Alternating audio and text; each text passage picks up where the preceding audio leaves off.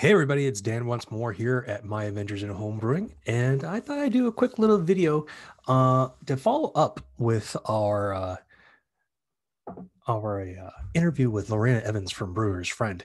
So it's software that I use, which I find is absolutely fantastic to use, and it's similar to what things you would find like Brewers Friend. Well, Brewers Friend is what I use, but Brewfather, Beersmith. There's a few others out there that I'm sure of that people like to use, or sometimes people just use a pad and paper. But the reason why I like Brewers Friend is mainly because it's cloud based. So basically, all your stuff's saved to the cloud. So, should anything happen to your computer or your notebook, you still have access to this stuff. So, now, with that said, there's all kinds of cool things here with Brewers Friend that you can still get access to. Things like their forums, their recipes, and whatnot. So, what I'm going to do right now, I'm going to share my screen and take you away from my little home office here that you can see all my junk in. And we're going to walk through, do a quick little walkthrough, talk through with Brewers Friend. It's not going to be a very long video. I don't have the insight as Lorena does. I had hoped to do a walkthrough, talk through with Lorena when I had her on, but next best thing is me. So here we go. Share my screen. Share. And there we go. So what you're seeing right now is my profile here inside of Brewers Friend. And what we're going to do is I'm going to do a quick little walkthrough here of everything they have. So here's the community. So inside the community, you've got their blogs where they put all kinds of cool stuff up. Forums where you can go in and see what people are talking about, and also device map. So I'm not sure what that is, but let's have a click on it and see what it is. So here's the device map. Okay, it shows you where all in the world Brewers Friend is being used right now. So yeah, it's kind of cool to see. Do I really need to know this? Not really, but yeah, it's pretty cool. So now we're gonna go back to Brewers Friend, the main page. There we go.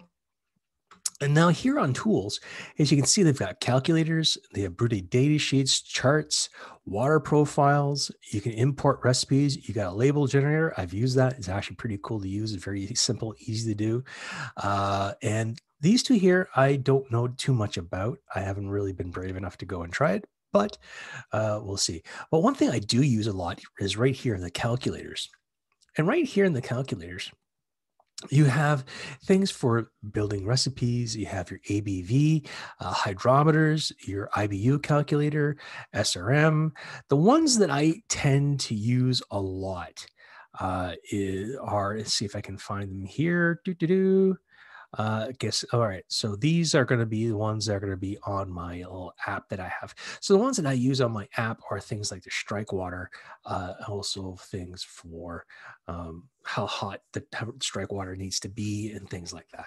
That's what I use. But this here is actually really, really cool. So let's click on the Brewers Friend Complete Recipe Builder. And there we go. So now I know with Lorena, she had mentioned that when you go and you start building this stuff, um, you need to pay attention to what's going on. And I have an idea what she's talking about. So what we're going to do first is that we're going to make a recipe name. So let's call this Imperial Stout. Ah, I can't type, folks. I'm sorry. Imperial Stout. There, that's better. So now it's here. I go by this right now because it makes things a little easier when you want to round things off. I'm not doing 23 gallons. I'm only doing, let's say we're going to do 6 like that. That's my equipment profile. Here we are going to go to, where are we? That's not a British bitter. Dark British beer. Oh, I think it's got sweet stout. Let's, like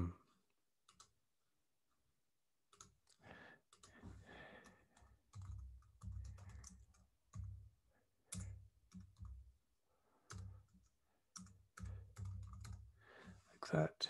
We'll take that out. And then we'll see what we got here. Man, there it is. Strong bitter shale. I think that's right. I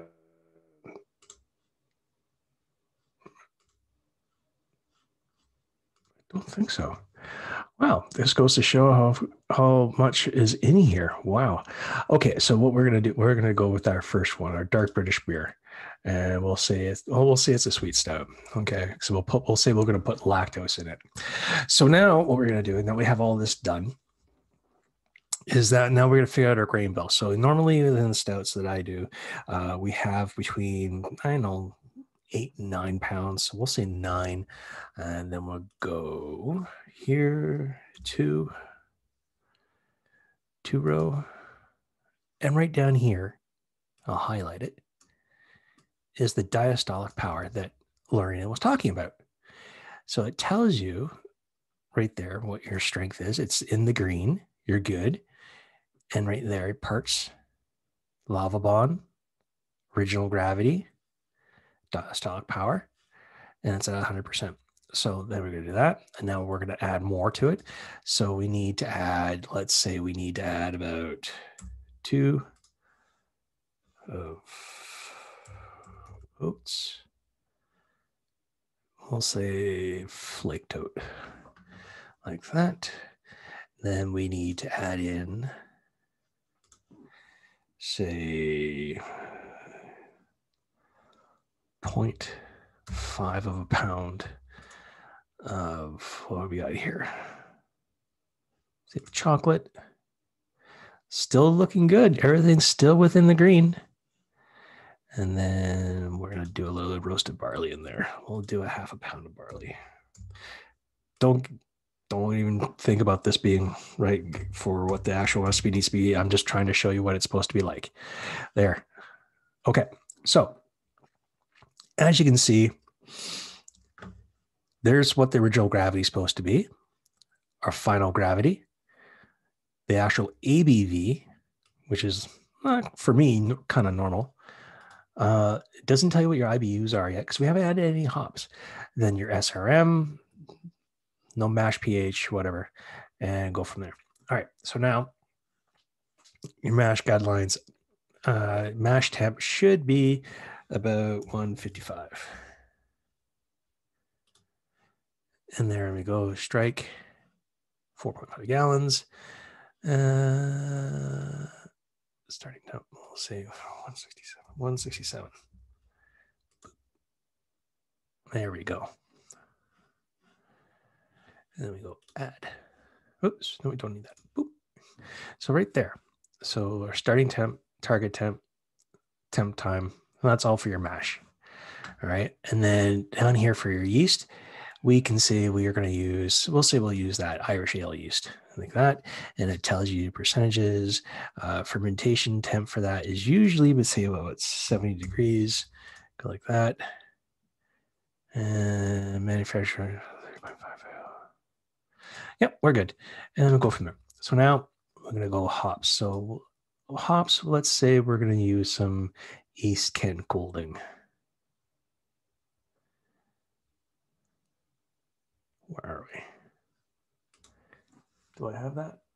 Yes, I do. There we go. BSG. And then we're going to do an ounce at 60. And right there, 15 IBUs. All right. This is all optional. I don't use that. And then we're going to do another ounce. Select the hop, East, BSG, BS. There we go. All right. And then we'll do this one at 0. Just because I'll do it during the whirlpool. There. And then we got to do, boop. 1. Where are we? Whirl flock. The oil, 10. And there we go. So now water chemistry. This is where I have no really no interest in what this kind of voodoo is. So as you can see, I kind of walked you through how to build a recipe. Then to make sure that you have it, you click save. I'm not going to share this. I'm going to do that. Just going to save it. And there, your recipe is saved. Now, if you go into, let's go back here. Let's say you want to check out this person's OD oatmeal stout. Okay. And you want to keep it. So what you're going to do is do that. And then where are we? Recipe tools. You are going to copy it. You're going to keep that name because it's not yours. And then continue. And you can go edit it. Now, one thing I had mentioned before when doing this is that you could scale it. So it's saying it's 21 liters. So what we're going to do now is go here and look at that, scale it. So let's say we only want 10 liters. Okay. Scale. All done. Everything is all done, already converted for you. Everything. It's fantastic. And now, one thing I really do enjoy doing, and it helps me out anyway, is going into my brew sessions. We are going to leave this page. So here's some of what I've done. Basically, if I go here, like that. So I've got a bit. I've got 27 beers going, or I've made, I should say, which is pretty good. I'm going to fix this one here real quick. Come on. This is the lime surveys that I've got going. So we're going to do this now because that's what it's doing, actually. And actually, it's ready to drink. I'm going to have to go check that out. Right here, if you look, it tells you what's going on. So you have your planning stage. You go into planning. You can do whatever. Brewing, it's that you're actually in the process of making it. Then you have your primary fermentation, which is where mine is right now. I should have moved that over when I had the chance. So now if you look, you have brew steps, water requirements, total water needed to start the mash. Then you need, this is your temperature for your strike. Oh, strike water volume, sorry. Loss absorption, remaining sparge water volume. Then you have your lauter ton loss, amount going into the kettle, boil off loss, hop absorption, and the amount going into the fermenter. So all in all, it says 9.42 gallons. Excuse me while I have a drink of coffee. Coffee. And that's what the water requirements show you. Now, the water chemistry. Here is another calculator for you. These things are actually pretty cool. So this is what I was telling you about when you start getting into things like this. I don't understand this part. Best thing to do would be to actually know someone who actually does water chemistry really, really well and go and talk to them. Here's your mash calculator. You can view your recipe, any notes along the way. See, notes. Your fermentation. You can link up your devices, blend and split is a pro feature. I don't have that. And then any edits, you go from there. Okay. So like I said, this is just like a quick talk through. One thing I do like about Brewers Friend is that you can actually import all your stuff that you have on hand into Brewers Friend. And I haven't got as far as to putting in the unit prices per pound and whatnot here, but I do have this, so I know what I have on hand. So anytime I make a beer, I'll go in, I'll choose whatever I have, and then it automatically adjusts it. So right here, it's telling me right now, I need to get some yeast nutrients. I need to get another thing of rice hulls, probably some more World Flock because that's not true. I have to adjust that. And then I need to get some more yeast. These are all my hops that I have. This is all the grain right now that I have on hand as well. So yeah, there's a lot here. And if looking at your stuff, you're not sure what you want to make, what I would suggest is you use this little button right here, the recipe suggestions. So if you click on that, and it comes up with all this. So you can make a Pilsner, you can make a nice amber ale. Oh, I didn't think about that. Oh my goodness, there's a nice red IPA, a black IPA. So you've got like multiple chances to do stuff. So that's that one part. Now, if you go back into things like here, you have friends, you have groups, you have water calculators, you have brewing reports, you have your profile. You can browse recipes, fermentables, hops, yeast, other ingredients, beer styles. You can search all through the place. You learn there's brewing for beginners, there's documents, new beer recipe that you can build, and you can shop. So let's click on shop. See, and you can go and buy some swag for them, which I think is kind of cool. So yeah, so that's just a quick little walkthrough, talk through. If you have any questions about any of this stuff, feel free to look me up. Drop me a comment, drop me an email, anything you think would be relevant or anything you'd like to know about. I'll do my best to get you an answer.